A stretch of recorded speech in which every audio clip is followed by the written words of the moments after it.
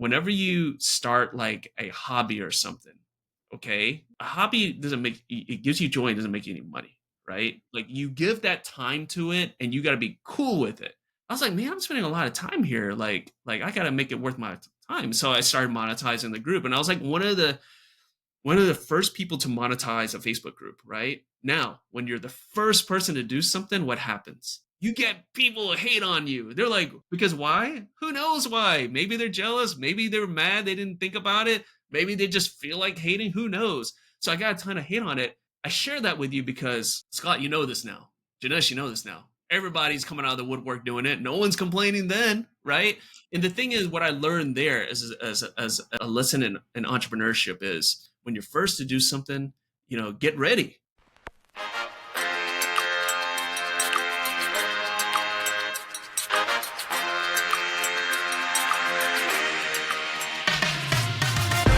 This is the Open Wide Podcast with your hosts, Scott Drucker and Jinesh Patel.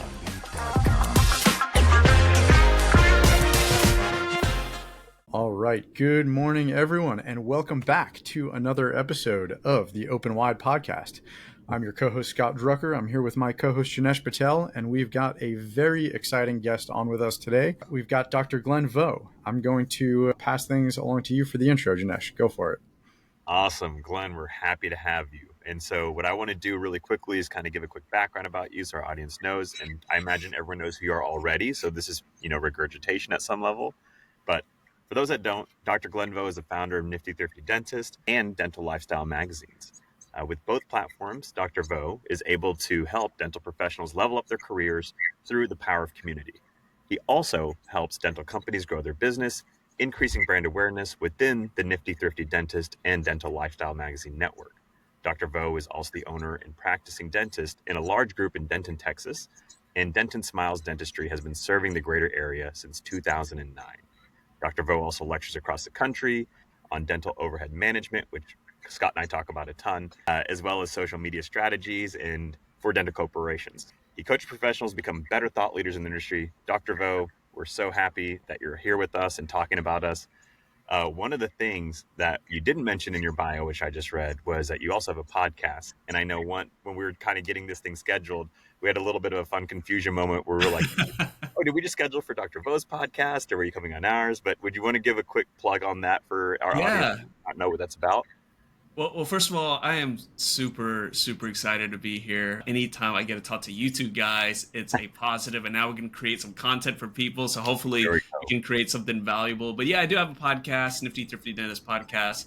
And honestly, I just bring on cool people like yourselves and hear about your stories. And maybe, in our conversation, there's some pearls that people can use. And really, that's what it's all about. So honestly, it started off as an excuse to meet cool people. Hey, let's have a Zoom meeting. Well, you know what? You're telling me all this cool stuff. Let's just get it on the air, kind of like what you guys are doing. And so looking forward to having both of you guys on as well. No, awesome. And Glenn, you thought Jinesh had the audacity to invite ourselves over to your podcast? well, again, that's what I thought we were doing. I thought he was like, yeah, hey, we're going to go on at 9 on Friday. I was like, okay, let's do it. I didn't realize he was actually doing it the other way. So I was like, funny. Hey, yeah. I can kind of go with the flow, Oh my gosh. Now our audience knows if you ever want to get on Glenn's podcast, just insert yourself. And he's too nice of a guy to take them. Well, awesome. I'll tell you what, it actually happens to a lot of my older relatives, right? They just kind of like appear, and I'm like, okay, Uncle John, let's do this, Oh, awesome. Yeah. So that's actually, Glenn, a perfect segue. I want to kick us off by talking a little bit about the early days in your career. I definitely want to, we want to take a deep dive into the Nifty Thrifty stuff. But yeah, first, as Jinesh just mentioned, you are a dentist, you're a practicing dentist, practice owner. I want to just sort of frame things here in that, I'll hopefully take a dive into a little bit of culture and that sort of thing. But I can probably speak for all of us and say that our parents were big advocates of getting an education, making a career for ourselves. But it sounds like in some of what I've heard from other podcasts that you've done is that your sister played a healthy role there as well. Yeah. And I just want to share, I think it's such a great story. I'd love for you to share a little bit of that and and her encouragement to you to not be a loser, as I understand Yeah. So I love that. It's actually one of my favorite stories. I actually gave this yesterday. I was talking to a team yesterday at a business meeting, and they were asking me, "It's like, how'd you get into dental?" And I told them, I was like, "I wish I could tell you this cool story that ever since I was a little boy, I just wanted to be a dentist. I wish I could tell you that story." That story, wanting to be a dentist ever since you were a little kid, that's like my wife's story. Like, we can talk about that. Like, she's always wanted to be a dentist. And for me, that wasn't the case for me. Now, of course, did my parents want me to be some kind of doctor and whatnot? And, me being the middle child, I kind of rebelled a little bit because my older sister was like an overachiever. And, like my cousins were really talented. And, growing up in an Asian household, unfortunately, Asian parents love to compare you to other people. 1,000%. And it was actually one thing that I definitely don't want to do with my own kids. I remember like just being so irritated by that. But fast forward to when I graduated college, I was like, look, I got a degree in psychology. And I was like, what am I going to do with that? And a couple of my friends were like, well, why don't you do like hospital administration? It sounds like a pretty cool thing. Make, 6-figure salary, and you just kind of, sit at a desk and go with the flow, right? And I was like, at that moment of my life, I was like, that sounds perfect. That's great. And so when I was looking at programs, I was like, what is the furthest place away from Texas? Well, I looked on the map, and that was Maine. I was like, let's do it. So I went up to St. Joseph's College up in Maine, and I did that. Started my master's program. I was like a year in. I remember on the break, my sister, who was practicing in Virginia at the time, she was like, hey, why don't you come down and help me out during your break? One of my assistants is going on, vacation. Can you help me out? You make some money and whatnot. And so I was like, I went down, started helping her out. And I remember just assisting her on a filling. And she stops what she's doing. She looks at me straight in my eye and says, Glenn, do you want to be a loser the rest of your life? I was like, what the heck? And when she said that, we were working on the patient stopped what they're doing. They like looked up to me too. They wanted to know. Yeah. Like they wanted to know, do I want to be and I looked at her, I was like, no. And she's like, well, then why are you fooling around? And no offense to anyone who has a master's in hospital administration. No offense to you, okay? Just listen to the story. And my sister was like, I feel like you have so much more potential. And for some reason, you've decided to go rebel and just try to be this slacker, like you have like so much more potential. And what she opened my eyes to is not so much the teeth part, right? Like I don't get excited. Some doctors, they literally, and Scott, you probably know some of these guys, right? Or gals, they get hyped up about like their dental work. Like they get excited about like doing lab work. They get excited about making the perfect anatomy in their class. They get excited. That's not me. Like I think it's cool. I think it's really cool. And they're but excited to tell you all about it too, in painstaking detail, right? Oh yeah. They're like, oh, and look at this new technology. It does this, and I'm like, okay, does it do the job? That's all I care about. But but what I did get interested in though was not so much the teeth, but it's the person attached to the teeth. And so that whole week, my sister was like, well, look at dentistry from this perspective, making connections with people, being a trusted resource, being someone that you can mentor people, mentor your team. And that's actually what got me excited. And so then I was like, okay, let's do it. So I literally stopped my master's program. I came back and I did a post-bac at UT. And I literally got another degree because, by the time you do all the prerequisites, you end up with a bio degree pretty much. And the rest is history. So my sister is the big reason who she's retired now, but she was a big reason why I became a dentist, but really opened my eyes to honestly one of the most important parts of being a dentist. And that is being able to manage people and communicate effectively. That's actually why I wanted to be a dentist. But a lot of people who go through dental school, they're so focused on like, I want to make sure like my prep is perfect and blah, blah, blah, blah.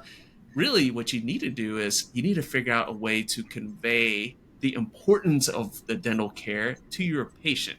Like if that's like 80% of the battle, to be honest, the dental part, I'm not trying to say what we learned in dental school is irrelevant. It's not. I'm not even saying that. That is super important. But the clinical part is like so small. Like if you are halfway competent, you can get the clinical part.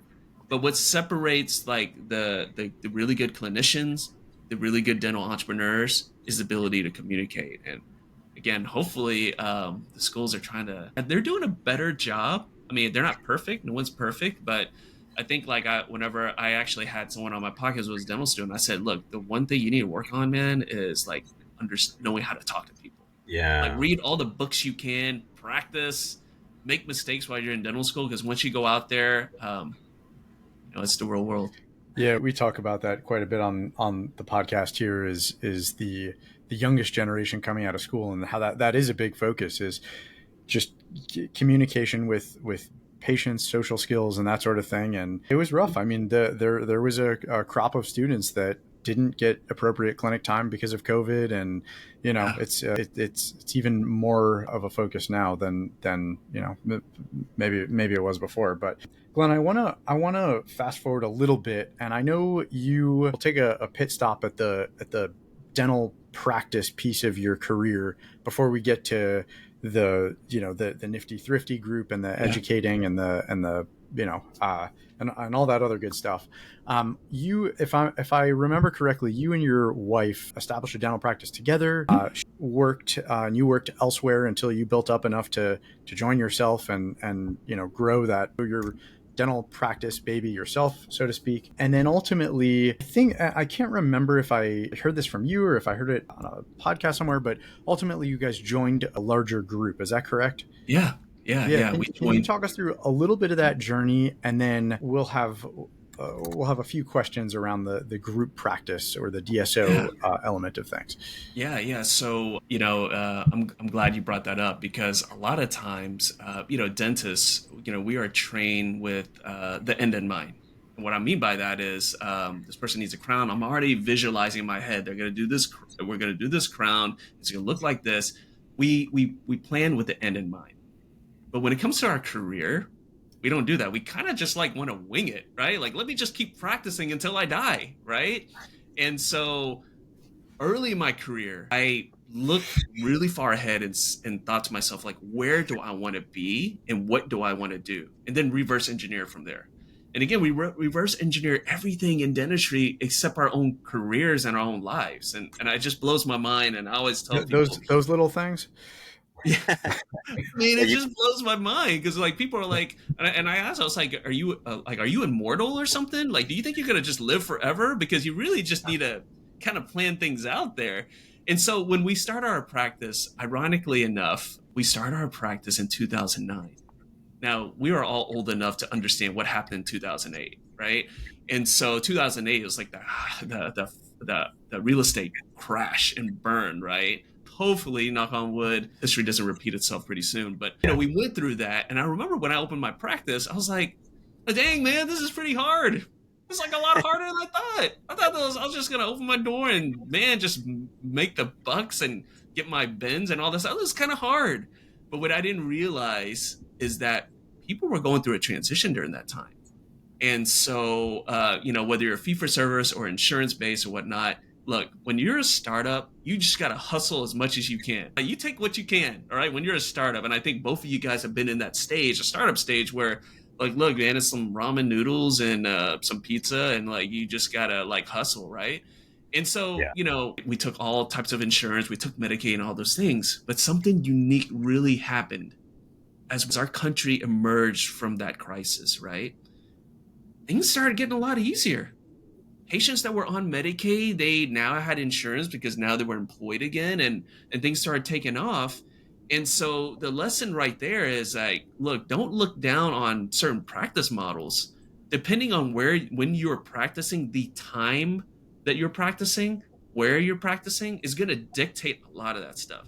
Not because you think you know everything and that, like, I'm just going to be free for service or whatever. Look, you got to look at the cold card, the cold facts right there. And that is, like, during that time, people were losing their homes. People were losing their jobs. People who were college educated and were, upper middle income, they were going on Medicaid, right? And they had to pivot.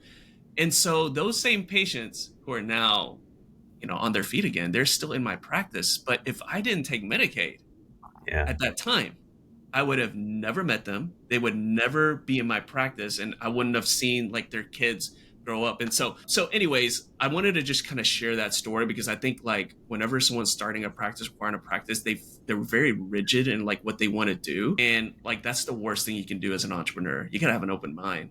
Like you gotta be open to like everything because you never know, especially like what dictates everything. Okay, so fast forward through that. As I was building out the practice, I remember walking in at the ADA and I saw a Heartland booth.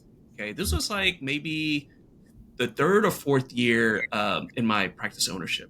I go up to the Heartland guy. I was like, "Hey, what kind of practices you buy?" He was like, and at this time, this is how old it was. At the time, he was like, "Yeah, you're collecting 700,000 and have like 6 ops. We would buy you."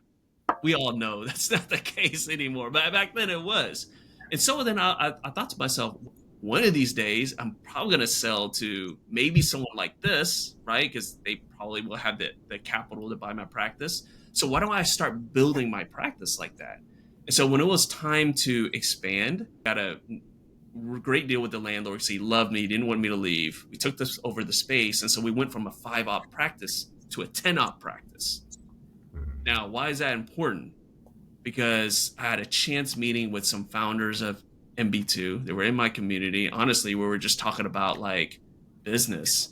And they were like, "Hey, do you know what we actually do?"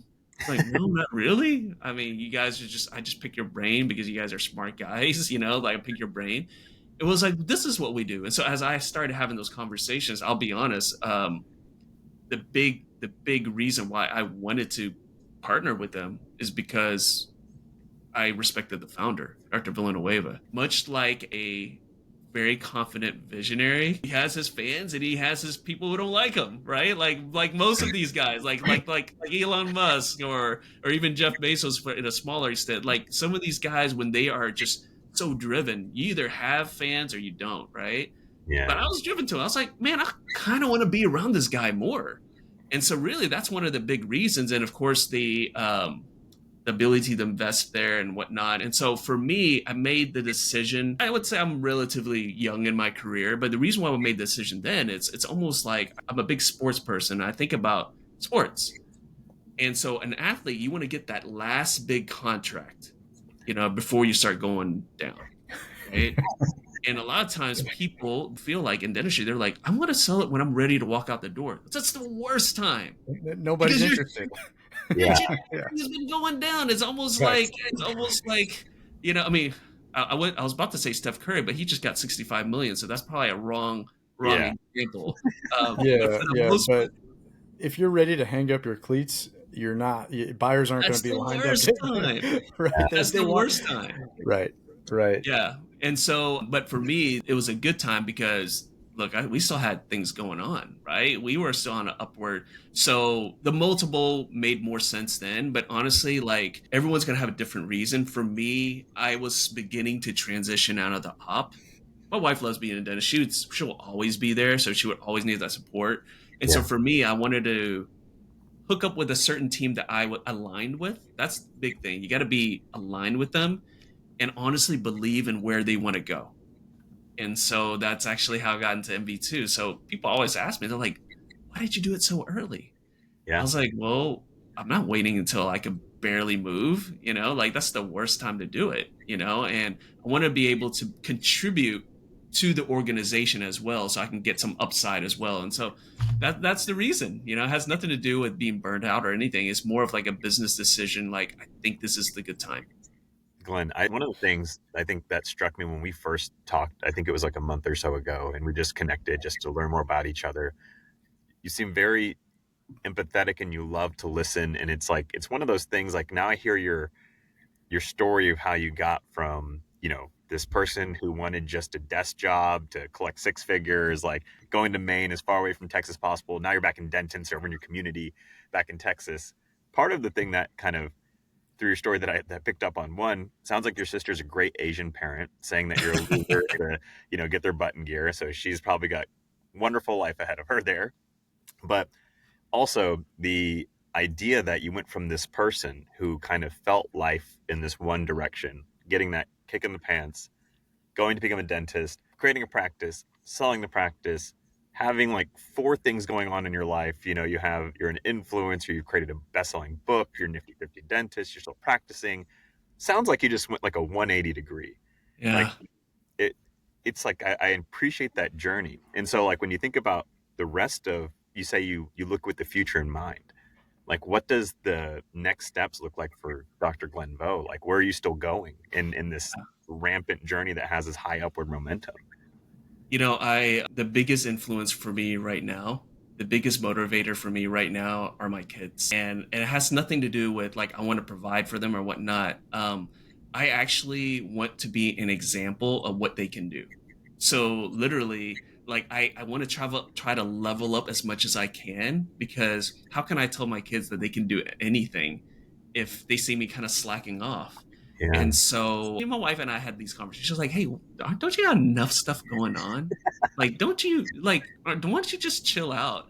And I told her, I was like, "Well, I mean, am I present?" And my next question always to her is like, "Am I present with you guys? Like, am I present with my kids? All those things." She was like, "Well, yeah, but like literally any free time outside of us, you're doing something business related." And I say, well, number one, I like it. Yeah. That's number one. But number two, like, how can I tell Jackson and Kylie, my kids, that they should keep going if their dad just wants to slack off and just lay around all day, right? Like, how can I say that? And again, that's like my biggest motivator. And for me, why did I make that 180-degree turn? Like, what I've noticed and what I realize, and I'm very careful with my own kids, is that kids, they are the motivational tactics that work with one kid does not work with another kid. My parents were your traditional, like they came over here with nothing. They grinded and worked hard. My sister was the ideal oldest child. She was like overachiever, graduated high school early, graduated college early, one of the youngest kids to graduate from her dental school class. Was smart enough to get a military scholarship. She had no debt. She was a dentist in the Air Force. She did everything right. And then there was me, like, which I was different. And so my parents would parent me the same way. And what ended up happening was it just ticked me off.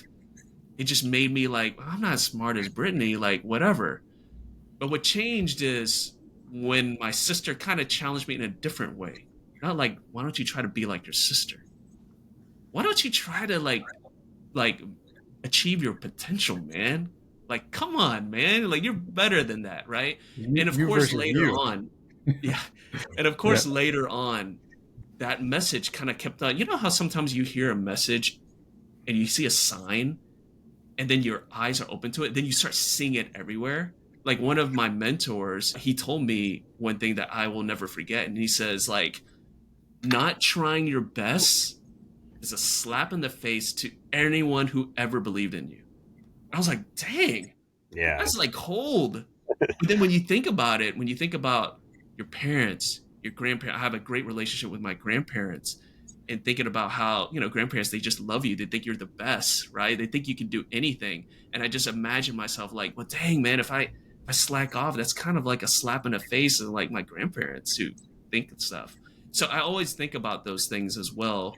I tell my son and my daughter to say, my son and daughter are a little different, so I have to handle them a little differently. But I say the same thing, maybe not in a harsh way, like a slap in the face, like, geez, But I Yeah. try to say the same way, same message, because that's true. There's a lot of people who believe in us, and if we don't try our best, how are we honoring those people?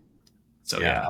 Awesome. The reason that story kind of stuck with me, and I'll give a little anecdote about myself. This isn't about me, but the reason that stuck with me is all through high school. Like I was below average for everything academic. I just didn't care. Like I really didn't. And it took like my mother going through like a very major accident and her going to this major surgery. And she looked at me and she's like, no matter what happens to me on this, she's like, I love you and I think the world of you and everything else. I was like, me? And I realized in that moment, she's like, I'm always going to be proud of you. That was the last thing that she said. And I said, proud of what? And that was that moment I was like, let me go be something to be proud of. Wow. And like, but it feels the same way of like what you went through, which is that person who tells you, all the people that believe in you, like go make them right. Like that's it. Yeah, I think it's so important. And again, the hardest job, I mean, at least to me right now, probably up there with like making sure that like I'm a good spouse as well. Like being married is so hard, but I think being a parent, if you care, some people are like, if you don't care, being a parent's easy, right? It's let your kids do whatever. But if you care, it is so hard because really there's no manual, number one. Number two, you're always going to doubt yourself. You're always going to doubt, and you won't know the ramifications of your decisions until years later when your kid's like, hey, I got to go all this therapy because of you, dad, or whatever. So you're always kind of wondering, and you can't tell until later. But it also, man, I tell people it's like a blessing too, because it makes you better. Like it forces you, like whether you want to or not. Kind of like when you open a practice too. People are like, well, I'm not an entrepreneur. Yeah, you are.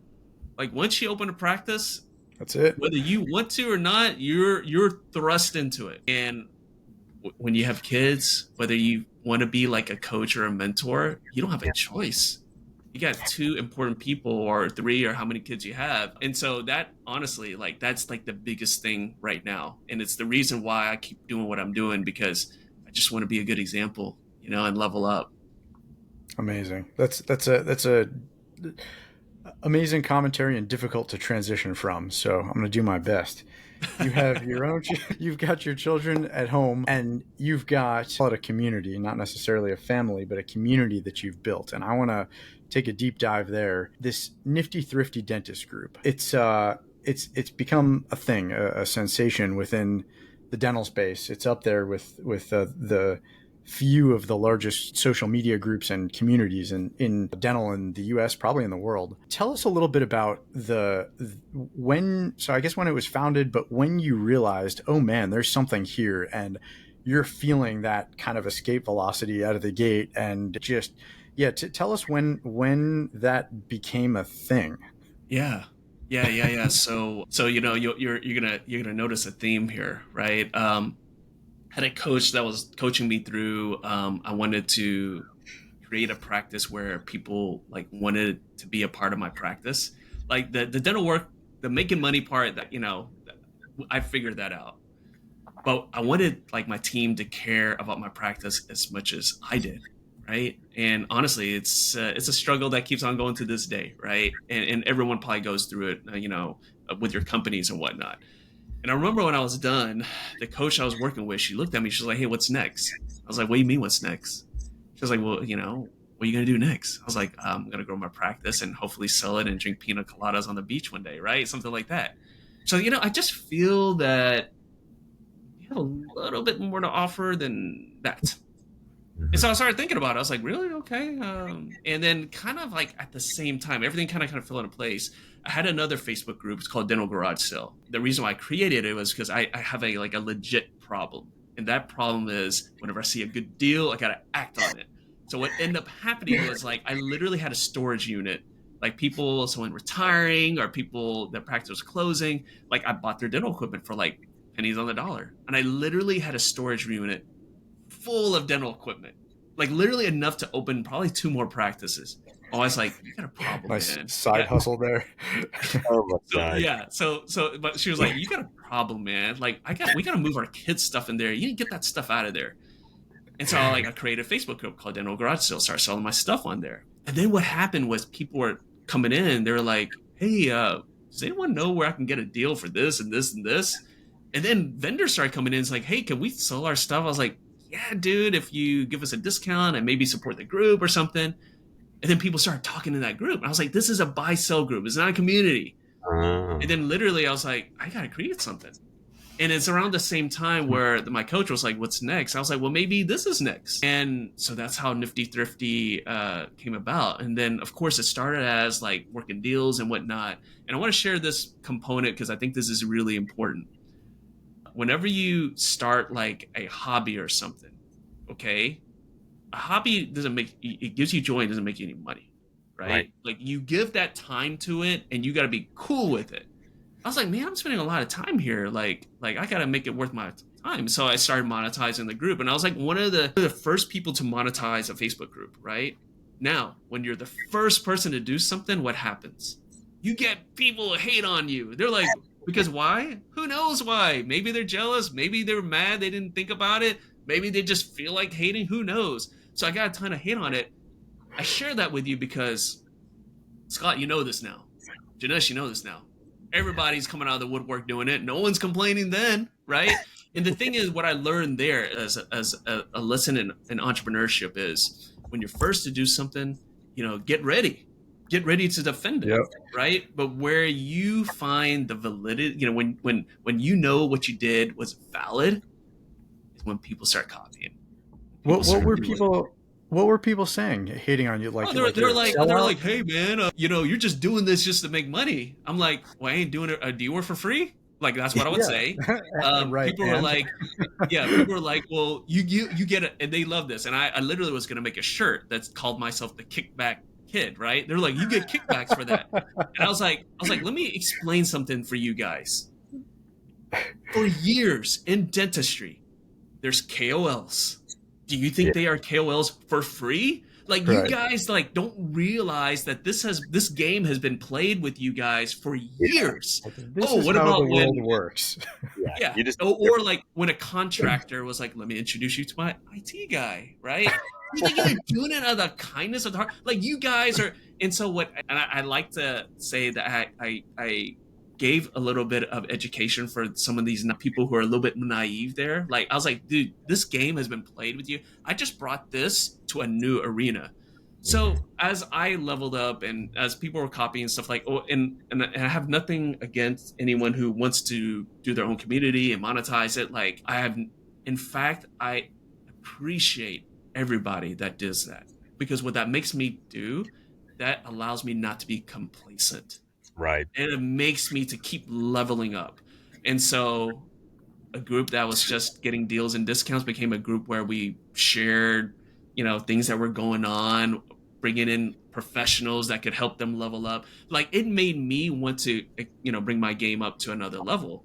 That's where the magazine came from. That's where it came, me advising different companies, speaking, all those things, because I didn't want to be complacent. So again, the theme is of this podcast of my life really is like people seeing something in me, and I'm truly lucky that people saw something in me, or else I might be doing something else. So no one gets anywhere no one becomes a success by themselves. Like, everyone needs somebody. I always remember that. I try to give back, so that, and also you always have to keep leveling up. I mean, literally now it's my kids, but before my business, I feel like if you are when you are complacent, then just retire, man. Just drink pina coladas on the beach. There's nothing wrong with that. Just check but out. If you're in the arena, like, you got to keep going, or else you're gonna get, like, the lion's gonna eat you. I just want to give the audience here a little bit of sense of scale for those that aren't familiar with the dental group, the Facebook group and the Nifty Thrifty community page. There are currently, I'm looking, 59,000 members in the group. Glenn, I think your website is even outdated. I think it says like 37,000. I don't know when you published that, but already, like, that's some serious growth. Now, I'm curious, don't know how much you share or are comfortable sharing, but sure. If you're to give us kind of if we'll kind of draw out the pie chart of revenue of Nifty Thrifty and where that comes from. I understand there's the Facebook group, there's magazines, so there are going to be some traditional media advertising opportunities. There may be some, commission on certain deals or sales. How is, just at a high level, what does revenue look like? Yeah, so Nifty Thrifty and the magazine, it's all together in one of my companies called Good Guys Marketing, right? So it's $1 million business essentially. It's $1 million business essentially, and that's not counting. And really, what I tell people when they work with me, like, we want to sponsor the group. I was like, well, let me just listen to you, because really you're just working with me, and I have a toolbox over here. So I have a toolbox here, right? In the toolbox, there's social media, there's YouTube, there's a magazine, there's my network, there's all those things. So let me bring the toolbox out here. Let me see, like, what you need, right?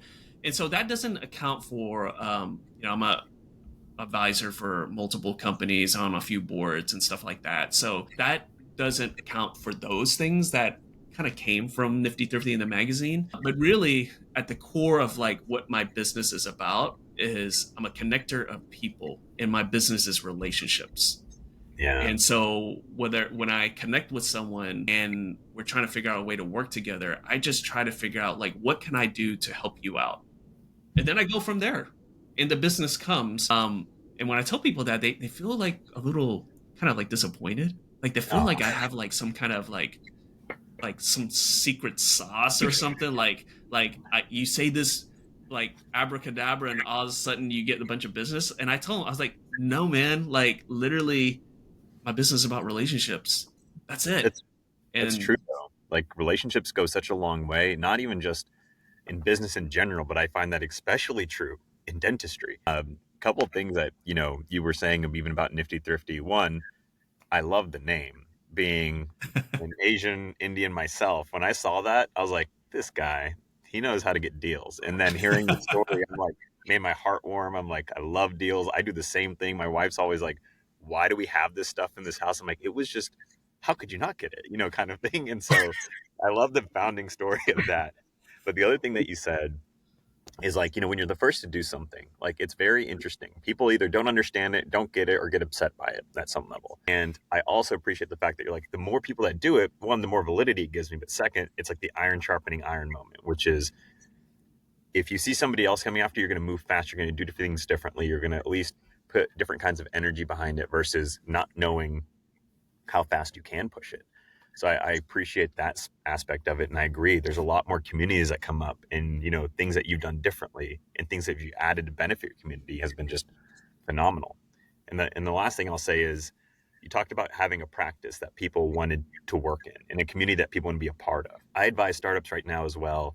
And one of the things that I always tell people, which you hit on just so perfectly, is think about your company that you're building as a train in a giant New York train station. And all the people who get on the train are technically your potential employees that can come work for you. They can pick any train they want to go to, but there's no destination on the board. They jump on because they believe in the conductor and they're going to take them to somewhere fun or some great land in the future that they're going to enjoy the ride with. And at every couple miles, there's a stop where they can switch trains. How do you make sure people are always getting on your train and staying on your train? And it's like you have to be that conductor that people believe in. They understand. You've painted the vision of where you're going. You kind of have that fun energy inside that train. Like, why would you leave the party train when there's a boring train over there, or one that just like is really terrible work-life balance over there? So I appreciate that. That's how you build your business, because it's one of the first lessons I tell anyone, which is if you're not having a train people want to get on, you don't have a business at the end of the day. I mean, that is so true, especially with doctors when they get upset when someone leaves for an extra dollar, right? And honestly, is that going to happen? Yes. I mean, the workforce has changed. People have changed. I mean, again, and people are like, what do you mean people have changed? I'm like, well, talk to your kids, right? I mean, my niece, she was going back up to her college in New York, and I was like, hey, I asked her, I was like, well, can I send some stuff? I know, like, in your dorm, they like to take the AC out in the fall, but it's still hot up there. And like, can I send you something? And she sends me like literally a novel, like the text message, like literally it was a novel. I said, Bailey, why didn't you just call me? She was like, oh, I just wanted to, so like the way we communicate now is like so different. She sent me a freaking novel, man. Like just call me, like. So anyways, so what I'm saying is that there's going to be people, no matter what, they're going to leave, right? But there's going to be a core group of people that believe in you, and yeah, they could get paid somewhere else, but they just love what you're about, and that's where they keep. But again, like with that, people are like, well, how do you do that? And what I learned is it's much like how I run my business in Nifty Thrifty or any of my businesses, relationships. So you gotta care and understand what means a lot to them, right? Oh yeah, hey, build up my practice. Hey, you get a little bonus, and yeah. Hey, everybody, help me build my dreams. Thank you. They're gonna be like, what about my dreams? Yeah. What about me? Yeah. Oh, yes, sir. Let me help you build your dreams, and who cares about me? And once I realized that component, like, how do I tie in their success and their joy with the growth of the company? man, that opened things. And honestly, that's how I do business now. I figure out like what is important to you, and let's see if I can get you there. And at the same time, you help me get where I'm going. Pretty simple concept. Align Yet so incentives many all day. people don't do it. Yeah. Yep. And that you're describing sort of how to treat the team around you. It reminds me of the classic, like, train them and build them up so that they can leave, but treat them well so that they don't want to leave, right? Yeah. They're on I mean, what board. a novel concept. I mean, it kind of like you can apply that to marriage too, right? Treat your wife really well and she'll stick around. Treat her bad, she'll leave, So really, I mean, we have what's so I mean, it's so simple, but it's so hard, right? I mean, again, relationships are very difficult. There's different personalities and whatnot. But I think like, again, helping people get what they need or improve, I think that's like one of the things as like a leader of a company, right? Is to help elevate that. And again, sometimes you elevate them and they outgrow their position, they leave, and you got to be cool with that, right? You got to be cool with that. That's part of it. But you also get the benefit of there's going to be people who stay, right? So again, I think people just, especially in dentistry, we just kind of not take it so personal when people do leave, because you want, like one of my office managers, she left because she wanted to go back to school. She didn't have a degree, and that's always been something. And she saved up money, and I said, hey, I would love, if our paths cross again, I would love for you to come back. But school is important. Well, who am I to say like you can't go to school because you got to work for me, And so my team saw that too. I think like if you say your company's about something, you got to live by it, or you'll be like exposed as a fraud like so fast. Do you, Glenn? I'm curious, and we recently had Paul Goodman of Dental Nachos on, and he also has a pretty large Facebook community. Yeah. Do you find content moderation to be a challenge sometimes, because the Facebook group can be a free for all, and lots of people play nice and act appropriately, but not 100% of people. And when you're at the kind of scale of the numbers we were talking about, you may have some bad apples, we'll say, that can cause some trouble. So how do you do that on your own? Do you have a team helping you? What are your thoughts around kind of community guidelines, we'll say? Yeah, so I do have a team. Honestly, I wouldn't be able to do what I do if I didn't have a team. People always wonder, like, how do you be in so many different things? I was like, I have a team. Really, like that's what you do, right? Like you want to scale up, you have to have a team. But for my community, I mean, we have certain rules, but then it's like, hey, if someone says something we don't want anyone attacking and whatnot, I always just kind of reach out. Well, my team will actually delete the comment. I'll reach out and I'll say, hey, that's what happened there. Okay. Now, sometimes people will get mad. They're like, well, I wrote something that was like, I should have won the Nobel Prize for it. You deleted it, right? Whatever, right? And I say, well, if it's that good, you can recreate it. But honestly, we want to get it out of there because I don't want people to see that this community is not safe for them. Yeah. And that's why I just delete it right away. And for the most part, everyone's pretty cool about it now. Like, they understand this is the type of community where you can't pull out that stuff. In the beginning, it was really hard because literally there's a group of people, that's all they do, that just like to troll people and get mad. And now they're not in the group anymore, right? Sometimes I just have to politely say, hey, I think your jokes are hilarious, but some people don't. And so there's a great place where you can tell all the jokes you want. So just go over there, right? And so that's the main thing. I mean, if you are not inclusive and protect those who are maybe not as outspoken, then it ends up sending a message that, hey, for those who are not as, outspoken and say these things, this is not a safe place for you. And I think that's something that's something our country could learn, right? Like sometimes it's okay to be polite, right? Yeah, you can have opinions, but the way you deliver opinions, right? I mean, again, I don't know who your parents were, but I think like, your parents wouldn't want you to just say the first thing that came out of your mind. It's so easy to do that on social media, right? Yeah. You would never say that in person. In fact, there was someone who was like super rude to me, and I said hello to this person, and they were the nicest person to me in person, but yet like last year they called me a scam artist. I was like, dude, like I thought I was a Yeah. scam artist. You're talking to me, you're asking me how I was doing, and like what booths to visit, and It's like, so I think yeah, it's just weird.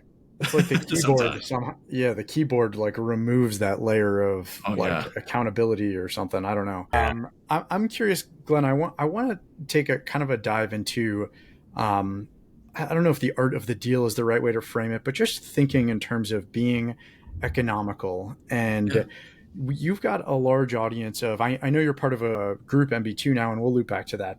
For the private practice owner, do you think so with Supply Clinic, we were first had a product geared towards the individual. We then built a software geared towards the larger group. Now, I think in prior podcasts, I've heard you talk about your kind of technique with going, taking your list of items and sourcing it to a number of different companies and Yeah. and that kind of thing. And there's this thing called an RFP, or a request for proposal, where you basically are telling all the vendors, hey, here's this list of things that I need. I want to get your pricing for it. But what would you recommend? What would your advice be to the single office, private practitioner that's doing his or her own thing, doesn't have the scale of a DSO behind them? Would it be to shop around? Would it be Yeah. to facilitate, to kind of run their own RFP? What makes most sense for that individual? Jinesh is gonna love this. He's gonna respect this, right? I mean, look, when you go buy something, or whatever. I mean, if you don't ask, the answer is always gonna be no, right? Yeah. I mean, look, we Jinesh understands. We learn from the best, our parents, right? They're gonna be like, hey, can you do something else you can do for me, right? And the thing is like, Always people to be had. yeah. And the thing is like that's gotten like a negative connotation over the years, because like who wants to be someone who haggles, right? But the thing is this, okay? If the sales professional who you're dealing with, if they were trained correctly, they should be ready for that. If they're not, that's a problem on their side on the training, right? Because on the sales side, that's the first thing, right? Yeah. And so for me, the reason why, I have these spreadsheets, and what you were explaining is I have these Google Sheets of all the items that I purchase in my practice. I have the current prices from my current vendor. And so let's say someone comes in, they're like, hey, I'm from Shine, or hey, I'm from Patterson. I want your business. I was like, okay, well, I get this pricing, and I don't use this, and this is what I'm looking for.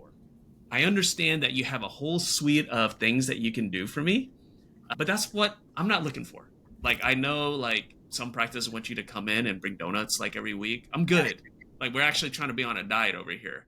Or, I have this, I like to go to my office and say, talk about the Astros or whatever, or the Rangers or something. But I don't need that. I got enough friends, right?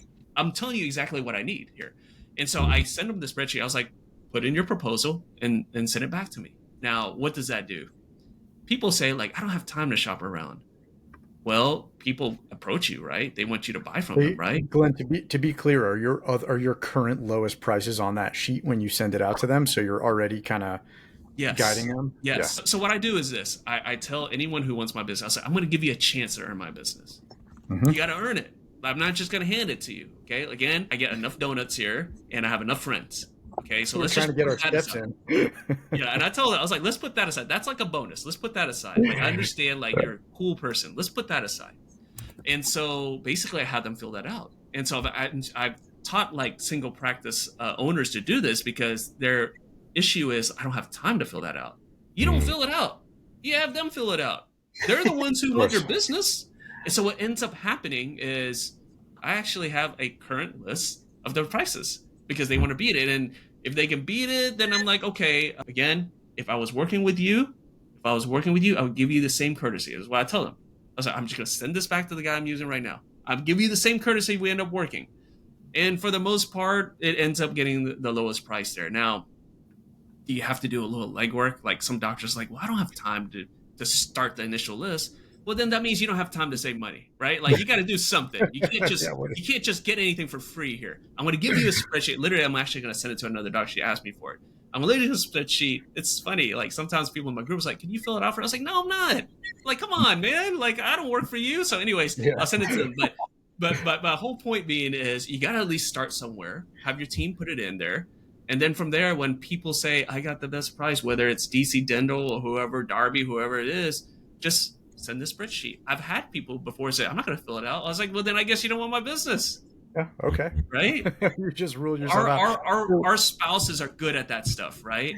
When we're dating them, they're like, well, you don't really like me, and until we have to like move heaven and earth to show them, right? I mean, we're pretty much doing the same thing. These people, these vendors are courting us.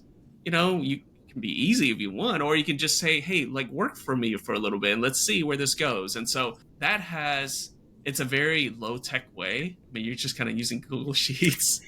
Now, it's not as like as cool and robust as your platform, but it's a low tech way of getting people. No, it's great. I mean, that's all you really need. Do you find so that definitely helps? Of course, folks that you're coaching, you're consulting. Now, you're part of a group now of hundreds of practices.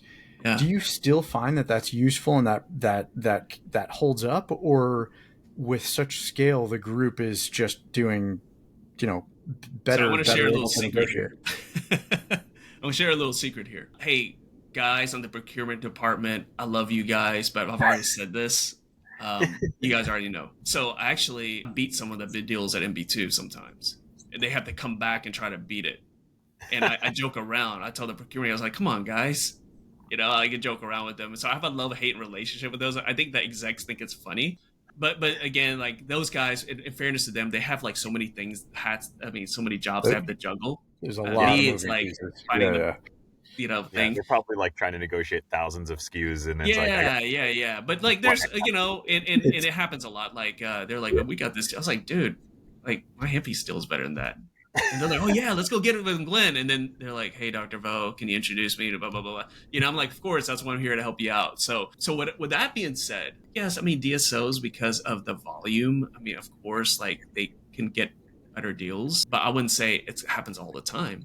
I think a lot of times vendors actually appreciate the single practices. And the big reason is because let's say you sign up a DSO, man, if that churns, that hurts. Man, 100 offices, man, that hurts. Yeah. A little different with the single practices, right? You tick off, you got to win, you win the DSO over, you get a whole bunch, right? You tick them off, you lose all that business. That hurts. And so I'm not going to mention his name, but there's a guy out there that he does, he's kind of, I'll say he's on the marketing side. I won't get specific because you guys will know exactly who he is. But we met up at a conference and I was like, dude, why are you always like at all the DSO stuff, man? He's like, well, I mean, because DSOs, I can get, like scale it faster, blah, blah, blah. I was like, dude, no one knows you on the single practice side. Yeah. He's like, yeah, but I'm not worried. I'm going to go back over there. I was like, man, sounds like you're putting all your eggs in one basket, man. Is that a smart thing to do? You're kind of neglecting everybody over here and you're letting like your competitors literally just, hey, I have free reign. I can just get all these customers. And that's the thing that from a vendor side. So this is just advice on the vendor side. It's the DSO thing. That's the sexy thing, right? Like, hey, I want to be at all the conference. I want to do all that stuff, but man, don't neglect the vast single majority of the market. Yeah. What's still you can't. And they're the ones who talk the most. Yeah. So Glenn, I want to do a rapid fire round of advice from Dr. Glenn Vo. All right. Yeah. What advice would you have for sales reps other than we've got a bunch of big mixed audience? What, aside from being a nice, genuine human being that wants to help, what advice might you have for them in both the single practice and the DSO direction? Oh yeah. I mean, that's easy. That is be a resource, right? Be a resource. Like, don't worry about the sell. Like the sell is going to come if they like you and they see that you're genuine, you're a resource. Add value. Right. One company that is, and I advise with, and I'm an advisor with them, but they actually listen to me and actually implemented. One company that's really good at that is Mango Voice, right? I literally was with them, honestly, I mean, even before Kevin was there. Kevin's a good friend of mine, but David McBride was the CEO at the time before Kevin and his team came on. But literally, no one really heard about the dental. Honestly, like I was walking at the ADA, that was their first dental show, and someone someone hit me in the back of my head. I was like, what the heck was that? And a guy threw like this the mango that they give out where it's like the squeeze toy. Like someone threw it and hit me in the back of the head. I looked at it, I was like, what the heck is this? Oh, hey doc, I was trying to tell you something. I was like, okay, I just walked over there because I was kind of like stunned, like, what the hell did you throw that? And then I started talking to him, and I was like, well, cool. I'm using Nextiva right now. Let me use your phone. And then as I grew Nifty, like they were the first one that said, like, hey, we'll do a deal like all day long. Yeah. But what's really good at them is that they're always helpful and they want to just be a resource. Like, hey, I know somebody, let me hook you up with that, blah, blah, blah. It's never leading with the sell. And then eventually you're like, I kind of like this person. Okay. Yeah, let me see what Mango can. Oh, really? I can do this? And so they're really good at that. And so anyone on the sales side, just be a resource. Like someone wants to know like the best place to eat in Dallas, like tell them, right? If someone needs like, can you introduce me? So do it, right? Don't worry about the sell. You'll become like the guy that is like a good resource, and people will come to you and the leads will come. So that's the best thing they can do. Best advice for an associate trying to negotiate for a higher salary. Okay. So the main thing is that you got to look at where you're going into. So you can't just say, hey, I'm applying to a bunch of jobs and then I'm just going to try to negotiate. You got to be strategic. So let's say, for example, you're very good at surgery. Okay. I would look at practices that are missing that. So let's say Dr. Jones does a lot of bread and butter. She doesn't do any surgery. You're going to come in and say, hey, Dr. Jones, I'm really good at implants. I'm really good at surgery. You don't have that. You bring me in, automatically things will go up. You don't have to refer anything out. And that's why I'm deserving of this percent. Nice. But if you go somewhere and the doctor can do the same thing, dude, they probably can do it better than you. So how are you going to negotiate there? In fact, they're going to say, if I was that doctor, I would tell that new grad, I'm actually training you. It's like apprenticeship. You're actually learning from me. And if anything, you actually should pay me. But I'll tell you what, I'm still going to pay you. I'm going to give you this percentage, and you're going to get that education on the house. So that's the thing. Like, go know where you're going. Make sure you have a skill set that practice needs. How about for the associate that's already in the practice? So here's the thing. Again, it's all about leveling up, right? I mean, as a practice owner, you always have to level up because your team is going to level up to your level. Right. So if all you do is bread and butter, that's all they're going to know. You're going to have to know implants so they can level up. So if you're an associate, if all you do is bread and butter, then that's all you're going to get. But you have to invest in the CE, get really good at cosmetics. So now the stuff that I would say, if you're an associate, look at what gets referred out. That's what you're going to learn. Great advice. Refer out ortho, you're going to be the ortho guy. That's good. Get referred endo, you're going to be the endo guy. You do something that the practice does not do right there, and you can negotiate your pay from there. I was just going to say, I'm going to flip the question on its head now. What's your advice to the practice owner whose associate comes to them and says, I want a higher percentage of my collections, or I want a higher base? Yeah. And I would say this, I would love to help you get there. In fact, I love it when my team comes to me and asks for a raise because I have a pay grade system, right? They get paid on the skills they know. So if someone says, hey, I want a raise, I'm like, well, do you know how to do this, this, and this? No, I don't. Man, let me help you get there. How about let's put some time in it? Let me help you get there. And when you get there, I will pay you that. So my associate there is like, I want to get paid more. I was like, do you know how to do wisdom teeth and stuff like that? No. Do you know how to do this? No. I'd love to pay you more so I could take that off my plate. How about I invest in you? How about you make a commitment that you're going to stick around for a little bit longer? I invest in you and I give you all those cases, right? And when I give you all those cases, how about I raise the percentage on that? And then that way that's skin in the game. So that's what I would say. Again, there's a level of entitlement in our society, but it's not all on the other person. In fact, we are the cause of entitlement. If you just give stuff, if I gave stuff away to my kids without them earning it, I caused that. Yeah. They didn't learn it. They learned it from me. And that's the same thing with our team. If you just give them stuff and not ask them to level up, that's your problem. That's not their problem. Look, humans, they'll get whatever they can get, okay? It's up to us to restrict that or put rules in place. And again, like people talk about like, oh, our team wants this. You know what? Where'd they learn it from? You gotta look at yourself sometimes. Yeah, Glenn, you strike me as a very positive, very abundance mindset individual. What would be your advice for folks in the dental profession that feel maybe depressed or very stuck where they are and they're just down on themselves and down on dentistry? What would your advice for them be? Yeah, I actually talked about this in a presentation. I gave a presentation to the Archie team in Vegas the other day, and I told them that a little exercise that I do that's been so helpful is just doing like a gratitude like exercise. I like to start my day with that. It's kind of like just starting your day on the right foot and just thinking about all the things that have been positive that I've accomplished in my life, and think about the people that got me there and just showing genuine gratitude to that.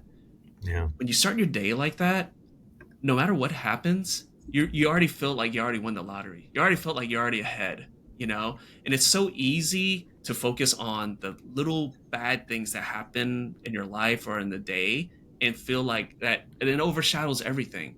And so I think like just having your mind, just like whenever you start your car like on a cold day, you don't just start your car and just drive right away. You got to let it warm up. And so you mentally and physically, you have to warm up in some capacity. And something as, again, do something. But for me, the gratitude thing is real easy because I'll admit this, I'm the type of guy that likes to beat myself down sometimes. I feel like I can put a lot of things on my shoulders. And honestly, maybe that's the immigrant mentality. Maybe that's, just grinding through and trying to accomplish things. So I naturally just feel like I could do more. I think just taking a step back and just say, hey, look at all the stuff you did, man. Yeah. Like, that's amazing. And I also think back of like with the 18-year-old Glenn, would he been happy with this? And I can honestly say I actually overachieved what I thought I could do back when I was 18. So everything is bonus at this point, right? Yeah.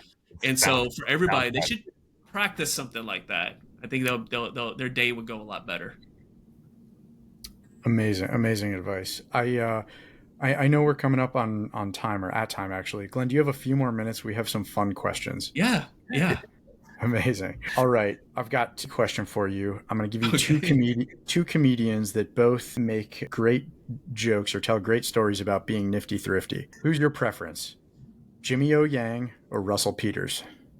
Man, Russell Peters, man. Russell Peters, 100%. I mean, the reason being is because, well, number one, I mean, he gets the accents down, right? Like, I mean, that's the thing. Like, a good comedian, you got to get the accents, but not just the accents, but the timing, the way you talk. Like, he gets that down. But I think, like, because the stories he shares it is so relatable, at least for me as an Asian, 100%. It's funny. I always joke around. I just tell people, like, man, if you really want to, I mean, I don't even know if his jokes now would be acceptable. I mean, it's borderline like racist. He'd get canceled. He would get canceled. But again, I think comedy, I think laughter is so important in our society, and I feel like, there's certain things that are off limits, but making fun of like ourselves, I think that's okay. So Russell Peters, 100. Jimmy Yang is good too, but Russell Peters, he's the OG. He's the OG for sure. He is. Very true. Jinesh, you want to jump in with some of those? Well, one of them was a dentist. And as a patient, dentists always talk to us while you guys have your fingers in our mouths or like have like them propped open. Like, what is your favorite question to ask a patient that is, just mouth wide open, they're not going to be able to answer? Oh, yeah. No, of course. I mean, I always ask them, like, what's your, tell me about your vacation or something. And I do it on purpose, and I do it as a joke now. I think my patients who've been with me for a long time, they know I do that. But like, I'll ask something really small in the beginning, and then like right when I'm in it, I'll ask something really long, and they'll look at me like, Doc, I can't. Super open-ended. I can't answer you. And you know what I do as a joke? It's like, that's great. Well, let me tell you what I did for my vacation. So I did this, so it becomes like a joke. But yeah, I always ask like all the time. I mean, again, two things that people love to talk about. They love to talk about food, and they love to talk about where they go. I don't want to talk about foods. I don't want to bite in my fingers, but like where they go, and also it gives me an idea of where to go next. Oh, yeah. All right, Scott, you want to do the last one or you want me to do the last one? Just to share. So Glenn, I've had people very frustratedly ask me that question. Like, why do dentists always ask questions when our mouths are open, they're in our mouths, they know we can't answer? I'm like, because it's pretty funny. Yeah. Like, it's how we pass the time. Let's see here. Let me jump back to, all right. If 9 out of 10 dentists recommend something, what is your advice for that one dentist that didn't? Oh, the contrarian, the one contrarian. Yes. Well, I'll say this. I mean, I would say that sometimes people want to be the contrarian just to be it. right? There's always someone I Very think I'm going to true. do this for one reason or another, right? And so I would tell that person, I was like, you know what? That's cool to be the contrarian. It makes us think, but man, have an open mind to seeing everyone else's view, because the chances are they might know what they're talking about. Like there's more people there, right? But I truly feel like the one dentist or the one person, I think they're a contrarian because they just want to be a contrarian. There's Yeah. gonna be people out Could there, be. and I think like people shouldn't get upset at those people, right? I mean, there's someone I did business with, and I literally felt like he was going the opposite of everything I said. So literally, I started agreeing everything that he said, and then he was going opposite from there, and it ended up being working in my favor. So sometimes people they want to argue, or they just want to be different just to be different, 1000%. and it is what it is. Amazing. Glenn, thank you so much for your time here this morning. This has been awesome conversation. I hope our audience enjoys. And if you have any last final words or recommendation for the audience here, feel free. No, I mean, I want to say that thank you for having me on here. I think I think podcasts like this is so important because it's not about just, okay, I want to listen to someone talk about themselves. No, I think that we can all learn something from the lessons that people have gone through, right? Yeah. Again, you don't get credit for it, but it allows you to get to another level when you hear what people have gone through, what's worked for them. And so I'm so happy to be a part of this, but happy that you guys have a podcast like this so that people like me, while I'm driving, I can listen to it and pick up a few nuggets here and there. Because really, people think like they grow because they took a CE course or they got a coaching or whatnot, and that's all important, right? They read a book, that's all important. But being around other people and listening to their stories, honestly, you probably get more from that than any book you normally read. So this is so important. So 100% thank you for agree. letting me be a part of it. 100% agree. Thanks for All coming right, on. Glenn, thanks so much. Take care, everyone. Bye-bye.